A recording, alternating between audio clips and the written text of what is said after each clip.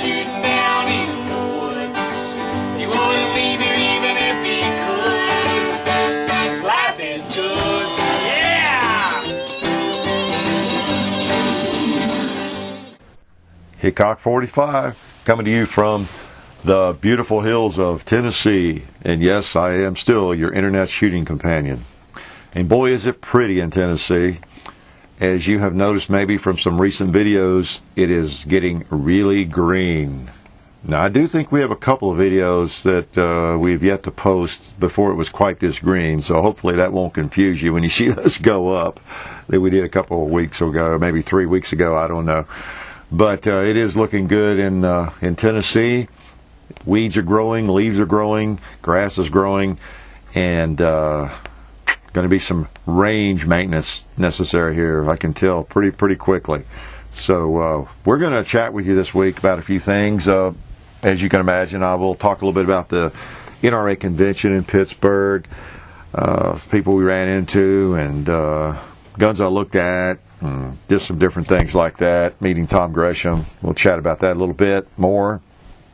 And let's see what else. Some recent gun videos we've done and what we think about that. Maybe a little Walmart story I've got for you. Some of you might think it's funny. Had to be there, but it's funny to me. What else? Gun of the week, gun action of the week. Confuse you and perplex you with that. Can you perplex somebody? I don't know if you can perplex somebody. You can make somebody become perplexed at least, can't you? And let's see what else. So I might talk a little bit about why I was not in Pakistan. And we'll go from there. So anyway, chat at you a little bit this week on a couple of topics. And hopefully you've got some hot coffee and I won't bore you too badly. Well, you knew I'd blab some this week about the NRA Convention, of course. And I guess I will talk a little bit about it. It's the kind of event you really need to attend. It's hard to kind of, bring the convention to somebody via video or radio, I guess. It's one of those things you need to see.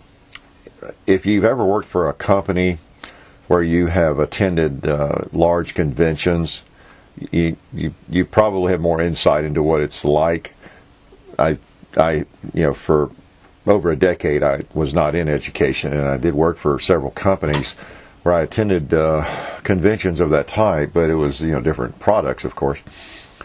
And they are quite interesting because whatever the field is, there are companies that just build incredible booths and just go way beyond what anybody would expect.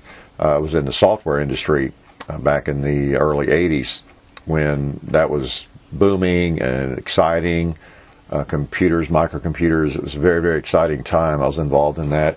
And I was at SoftCon in New Orleans when Macintosh or Apple, introduced the Macintosh, for example, that kind of thing. And they're quite interesting. Just amazing the amount of money that goes into those.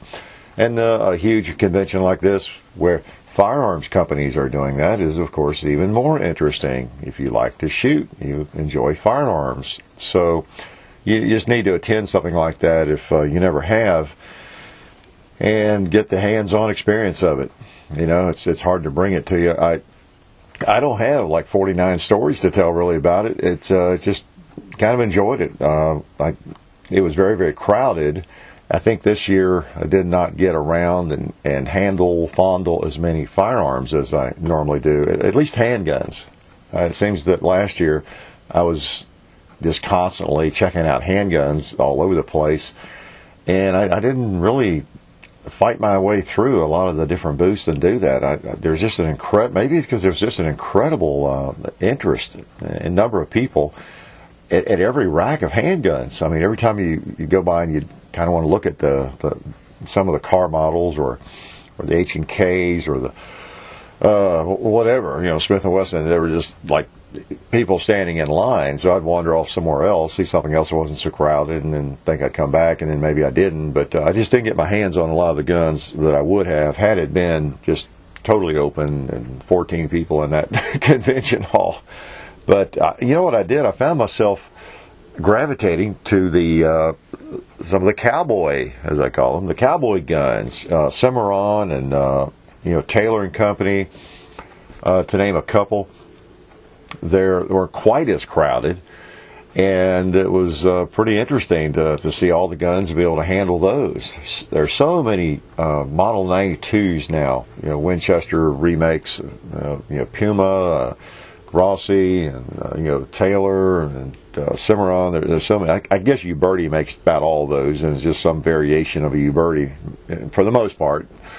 But they still look different, they're different finishes and everything. I think those companies contract for large numbers, and they request them to be, certain configuration, certain finish, that sort of thing. And that's why you might see a 45 Colt Model 92 lever gun with just a beautiful piece of wood on it at one place, and then another place it's just average, that's just whatever they call for, but made by often the same company. But I guess I was taken at those booths, those companies' booths, by the fact that I saw so many 1886 replicas. Yeah, there are a lot of 1886s being made now. I'm not sure anybody was making those 10 years ago. Really, maybe other than like Winchester, but the Italians are making those things now. There are quite a few of them. Good-looking guns, good-feeling guns. I'm not sure what the prices are on them. They're not cheap, but with color case hardened frames and everything, receivers. There's one. I can't remember the name of the company. There's one company had some unusual guns, and they seem to almost specialize in the short 1886 replicas. Again, made in Italy. I believe one was stainless and different finishes, and they had them whacked off with short barrels. They were essentially 1886 guide guns, is what they were. They were about the length of a Marlin guide gun, but the big old 1886 action. And if you don't know what the 1886 is, prowl around my videos. I have at least a couple of videos with that gun, that Browning remake of the 1886. Big, beautiful 45-70 or just large caliber. Most of them are in 45-70 now, but big caliber lever gun, considered the Cadillac, quote unquote, of lever guns. And it's great to see so many of those being made now. I was enjoying that, as well as the 92s and everything else, the single shot, the Buffalo guns, the Sharps replicas, you name it. You might not be a big fan of those types of guns, the cowboy guns, but I am, and I just couldn't help enjoying that. All the companies there that offer those. So I spent a little time at those booths, and I'm proud of it. I'm not ashamed of it. Some of you probably wouldn't have spent 3 minutes there, I guess, but they're fun guns, and hopefully you can tell that when I drag one out. One of the cool things, of course, prowling around the NRA Convention is the people you run into, the people you see. Nugent, Ted Nugent, of course. We saw Craig Boddington just walking around, who that is, and just almost anybody that works in the gun industry, the shooting industry, just any aspect of it, and makes that convention, I guess. And then, too, at the booths, you're liable to run into the owner of the company, along with lots of sales and marketing people, and just whoever is free, I guess, to go to the meeting. Of course, Rob Latham's at the Springfield booth, and then the car booth was really, really crowded, and we wandered through there, John and I did, and I went over to one of the main areas and was just kind of looking at the case, and I noticed the guy standing there looked to me like the owner, and it was. I mean, his name tag was Justin Moon standing there, and so I think I mentioned in the video that I spoke with him, and so I just kind of got talking to him about his models and his guns, and I told him I did some videos and things, and I got a lot of questions about them, and how the CW9 compares to the PM9 and that kind of thing. And he just sat there or stood there and talked to me about it, and the differences, and the slide lock and the sights and the finish, the CW9 versus the PM9. how they cut some costs out of it without compromising the gun and different things. And a lot of you in your comments have been very correct about that. How it's a very, very nice gun. The CW9 is a quality piece as well. But that slide lock on the PM9, I have read about that. They went to and go to great pains with that thing to the design of it, the hardening of it, and just all of that, because it's essentially your block, your slide block on that, and it locks the slide, and it's a locking block. It's everything, as best I can figure, on that gun. It takes a beating. It takes the beating. It's the one piece. But anyway, apparently they've figured out a way to manufacture that in a gun without putting quite as much into it. So, hence the CW9. So he was speaking pretty highly of the CW9. Of course, it's his gun, right? It's his company. He started the company. But that's the neat thing about the convention. You just walk around and no telling who you'll run into. I saw Tom Gresham walk by. We were sitting down, taking a break and a snack, I don't know, 10 or 11 o'clock there for a couple of minutes, and he walked by with a couple of people. I didn't get a chance to holler at him there. But, it's just pretty neat place to be. In fact, we sat down at a little table, a couple of the guys, and that's what they were doing. They were sitting there. It was kind of a lobby area, main thoroughfare, just looking for celebrities, seeing who might walk by. That's what they were doing, and talking about who they'd seen and all that. It's kind of neat. But great show. Going to be in St. Louis, as I've mentioned, next year, and hopefully you live close enough that you could maybe bop on up there. Of course, the best part of the show really was running into you guys and seeing your faces instead of just your comments. So that was pretty neat. A lot of you were there, and a lot of people spoke up and said hi, and that was neat. Families. I guess one of the things I don't know if I'm proud, if that's the right word, but I am kind of proud of the fact that people who watch our videos are in just every age range. They really are. They're a lot, teenagers, I guess, were with their families, but 16-year-olds, 17-year-olds, 25-year-olds, and then several guys closer to my age, 50, 60 years old, came up and talked to me about the videos. So I'm pleased that a lot of different people, like the videos. It's not just old folks. It's not just young folks, and just whatever. But it's just kind of neat, because there's no telling who might, rub my elbow and say, "Hey, I like your videos." It just could be any age at all. So that's pretty neat, and it's pretty interesting talking with the people and the videos that they would mention. The things they would mention in the videos that stuck in their minds and all that. So John and I really enjoyed that. He got 2 or 3 different times. I was separated from him, and people just came up to him and recognized him, and so that was kind of neat. But anyway, we had a big time, and how can you hate a convention where every gun manufacturer is set up? And it was so big, we even missed one of the floors. And we were about ready to leave. We didn't realize there was a whole another floor down below us, because I've been wondering why I hadn't run into a couple of different companies. I just had not seen them. Never did find Kel-Tec. I thought they were there. I guess they were. I don't know where they were. But the action targets, the new dueling tree we have, I was able to talk to them there. And gosh, just a lot of different companies, holster companies, and just various folks. Didn't really get a chance to talk to as many people as I wanted to, because they were just, all the booths were so crowded. We probably need to plan 2 days next year, and then get in there early in the morning before it maybe is quite so crowded. But quite an experience, and we had a wonderful time. So sorry you were not there, but try next year maybe. Yeah, I almost forgot I was going to mention the radio show, Tom Gresham Show. Of course, that was a big event for me, because I was flattered he wanted me on there, and until I was a little nervous about it, because I didn't know what he would ask exactly, and I wanted to be a good guest and not say anything too stupid, because he does a good job. I listen to him every week through the podcast usually. as I'm working at my computer, and he's really good at what he does and moves along, quite rapidly with the show. One guest after another, and one subject after another, and so I wanted to be sure I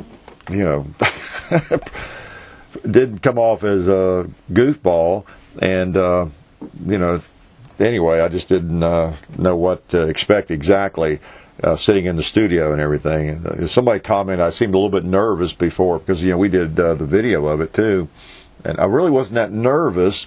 It was very warm in there. I was overdressed. It was cold or chilly, that morning, and so I was really, really overdressed. It was hot in there, but I was a little apprehensive because I had never really chatted with him face to face, and we went in. He's a real pro. We came to the door. We got there about 15 minutes early.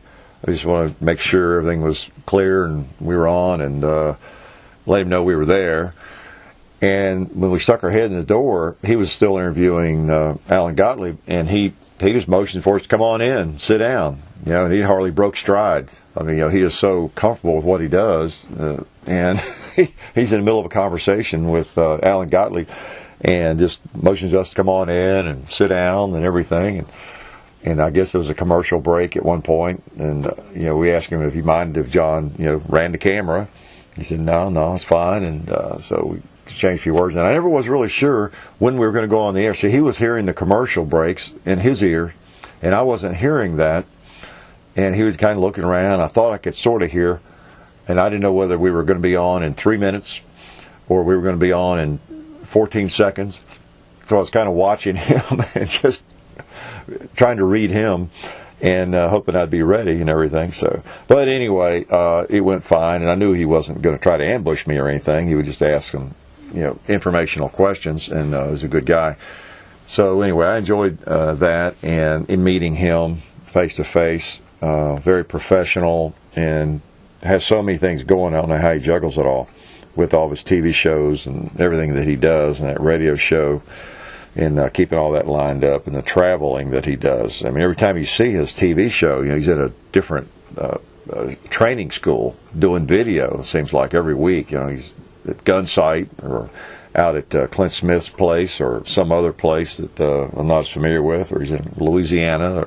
But anyway, that was a lot of fun, and hopefully you, if you did know about his radio show, you do now and can check that out, because he does a better job than I do. He makes his available on a podcast, right, at guntalk.com, so you can just go to it any time like I do and listen to it on a computer. Of course, you can do that with this because it's on the computer.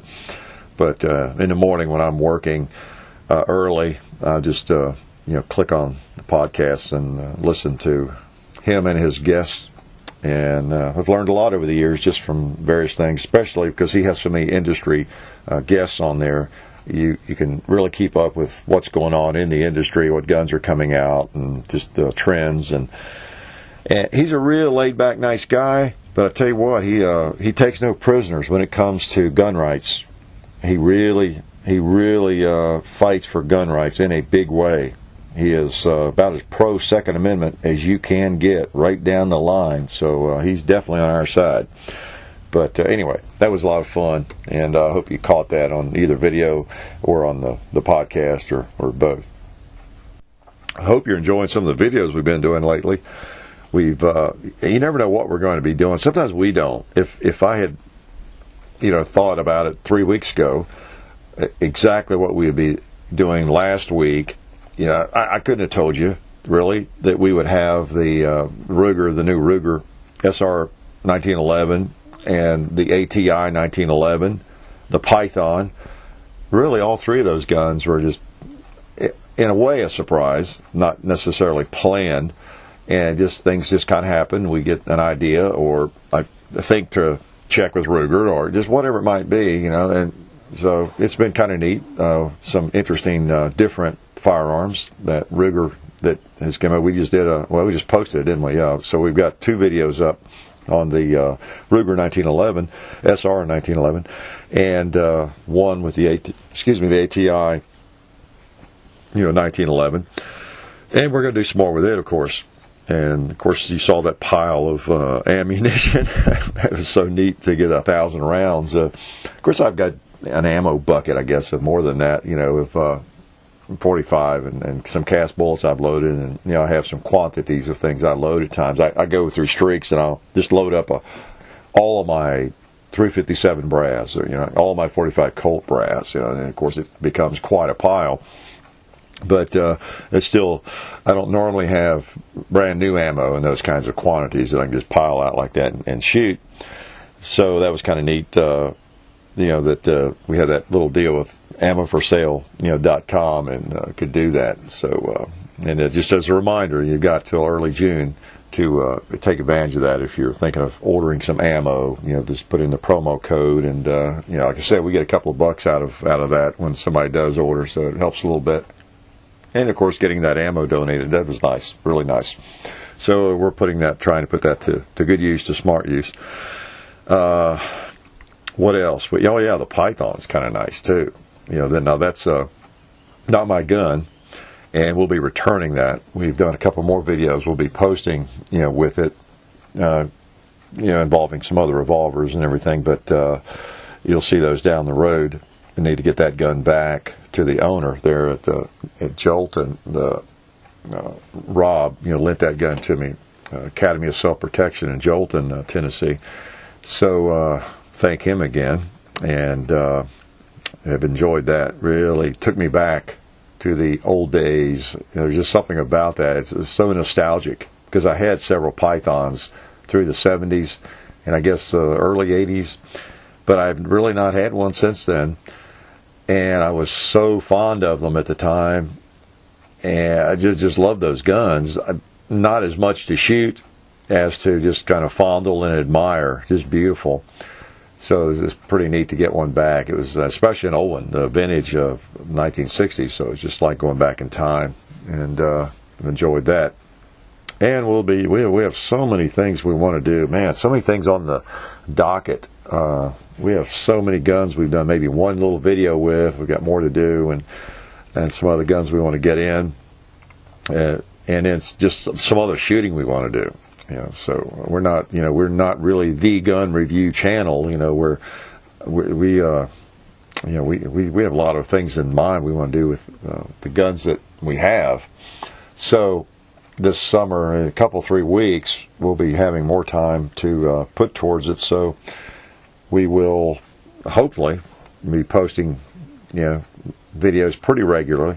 Like I say, it just depends. We plan on a couple, maybe 3 a week, and we may go a week or two, just 1 or 2 videos, then we may post one every day for 5 days. It just really varies.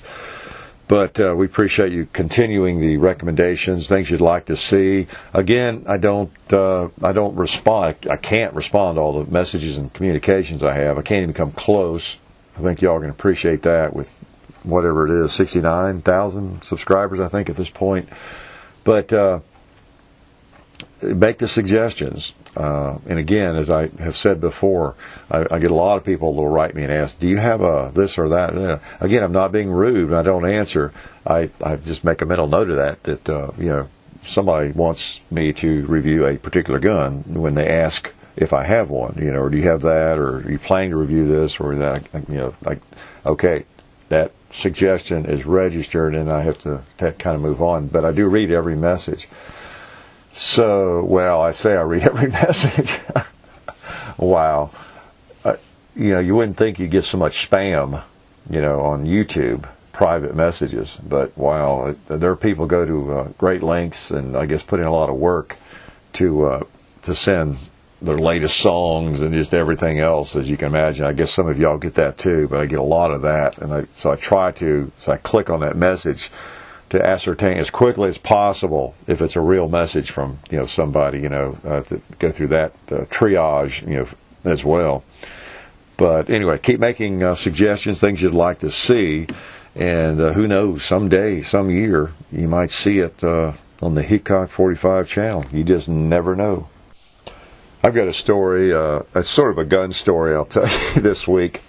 I think I might have teased you earlier in the radio show, or someone asked me something about something that reminded me of it. I don't recall what it was.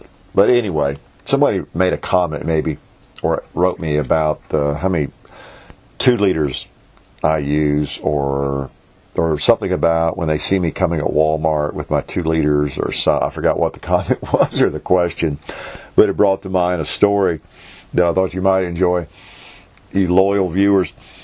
I was making a target run one day. This was back in the winter. As you know, we do purchase quite a few. It's a business expense. Buying sugar water and fructose water from Walmart, of course. They're wonderful colored 2-liter sodas. Well, sometimes I'll just bite the bullet and get a cart, and instead of picking up 2 or 3 or 4, okay, let's just go get some. I've got a cart, so I'll get 15 or 20 of them maybe. All right, they're targets. I know people are starving in Africa because they're not getting that high fructose sugar water with coloring or whatever it is.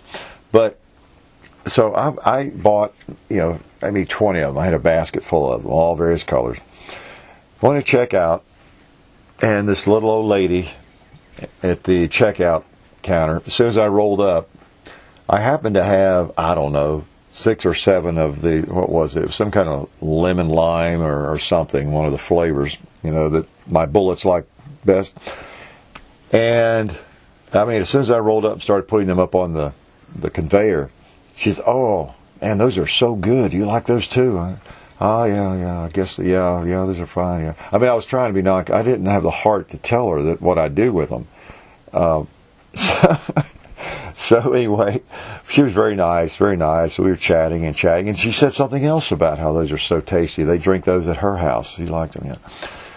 And then before I got away from her, I had it all in bags or in my cart, and I was about to leave. I paid, and she said, "Enjoy those lemon limes," or whatever it was. Those are really good, And it was just so funny. I was sorry John wasn't with me.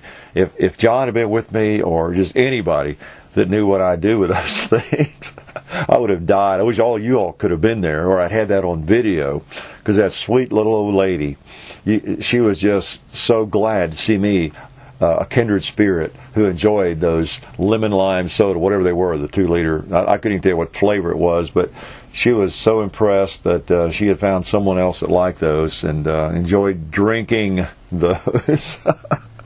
And I just kept a straight face through the whole thing. The more it went on, the more difficult it became for me to come clean. There's no way in the world, after she had mentioned it 2 or 3 times how good those were and how she enjoyed them, that I could have, dared explain what I do with those things. So anyway, I wish I'd had that on video, and it was just one of those things that you had to be there, I guess. But just knowing what I do with those, it was just hilarious to me. I couldn't wait to tell John. I just wish he had been with me.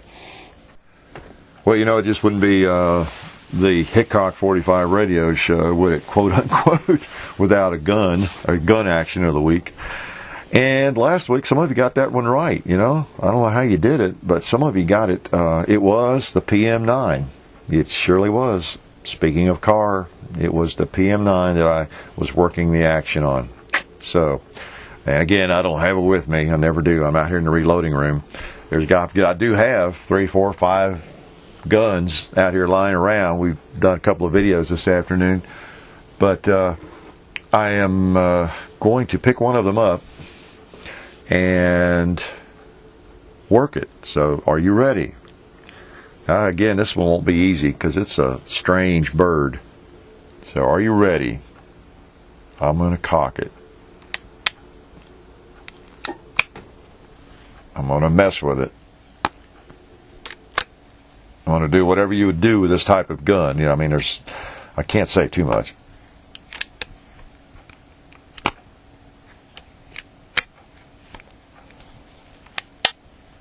Okay, let's pull the trigger. Wow, strong trigger.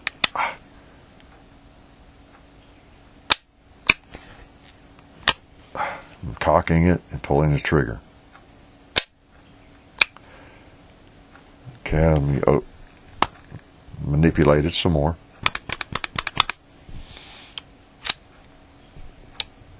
All right. Let's work the trigger again. There you go. So one clue I can give you is it's definitely not a pocket gun. And it is a gun you have seen, well, that we have made a video with. Okay, I don't know whether you've seen it or not. Quite a few people have. But we have used it in a video. Okay? So good luck with that one. I've had several requests to do a video on the Bin Laden thing, and really quite a few actually. I don't know what I do. There are probably some out there. There are probably some folks who've done videos on it. I haven't seen any of them. I don't know exactly what I would do. I'm a little torn on that. A lot of people made funny comments, the fact that I was out of town and didn't post a video for several days and all that happens in Pakistan and everything. Pretty funny stuff, some of it. I guess I've not played along with it. It would be just like me.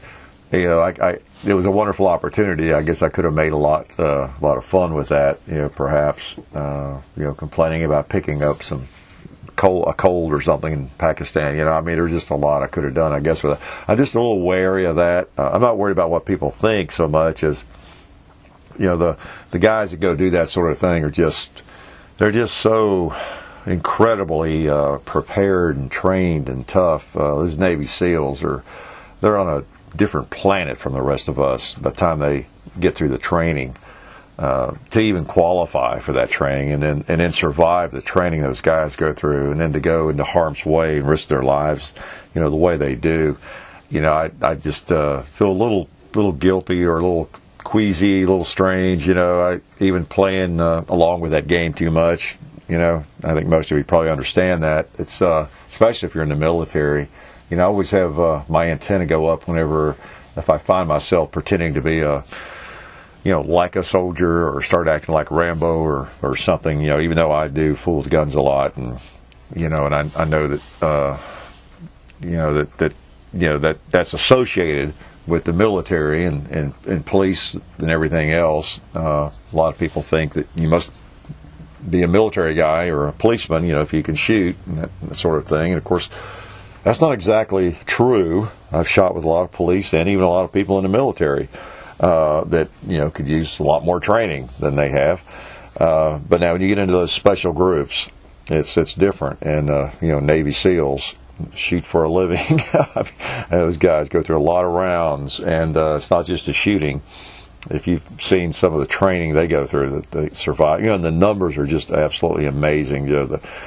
To even qualify for that training, you've got to be in that upper echelon.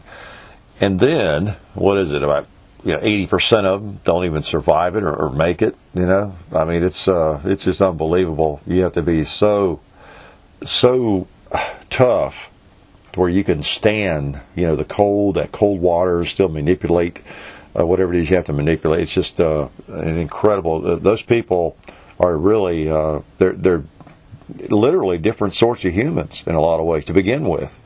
No matter how tough-minded you are, there are people who just can't stand as well, certain conditions. It's just that simple. Some people who might be able to run through a brick wall and survive a bullet wound to the head, maybe they can't reload a Glock or reload a magazine after they've been underwater naked, freezing for an hour, or whatever it is they put them through like that. They test the human capabilities to the limit, and then they train like crazy in every way you can imagine. So I know you've seen some of that training. Those guys are unbelievable, and so I just have a hard time even making jokes sometimes about that sort of thing. But I'm sure glad they got him, and I'm glad they got him the way they did, and it looked like it made a lot of sense. Really, everything they did, dumping him in the ocean and be done with it. I like the plan there. You know, whoever came up with that plan, that was a pretty good one. So I was very pleased, and I just couldn't take credit for that. I'm sorry. I'm sure you understand. It's an amazing thing that happened, and I was glad to see it. Guess I better wrap up for the week and quit blabbing. Been a great week, interesting week. Going to Pittsburgh, meeting Tom Gresham. It's fun coming back home doing this.